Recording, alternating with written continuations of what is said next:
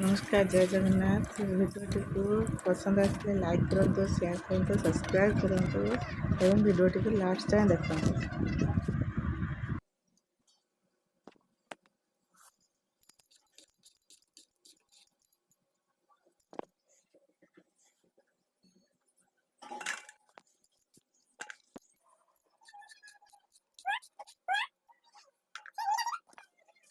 जय जगन्नाथ। आसने आम आलू चिप्स से आम नवा कि आलू भल भाव में छोट छोट पीस कर काटि ना गोल गोल राउंडिंग भल भाव में धोई नवा धोई तार भल से छांकी रखा जहाँद्वारा कि तार पानी संपूर्ण रूप से निगुड़ जाम से कि कॉर्नफ्लावर कि लुण स्वाद अनुसार लुण से पकई रेड चिली पाउडर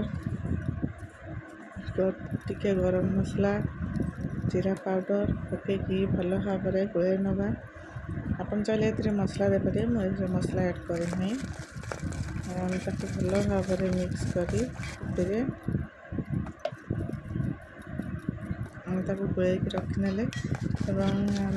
कढ़ा बसैबा कढ़ा बसई से आलू को पकईदबा गोटी गोटी काटी पकईबा जमी आमर क्रिस्पी क्रिस्पी आलू चिप्स रेडी हो देखु पकईदेली एत सुंदर भाव में बढ़िया सुंदर देखा भल भाव किसी समय पर नोटे दबा आमर रेडी हो गला आलू चिप्स गोटे प्लेट को छांकीदबा देखु आलू चिप्स केते सुंदर देखा।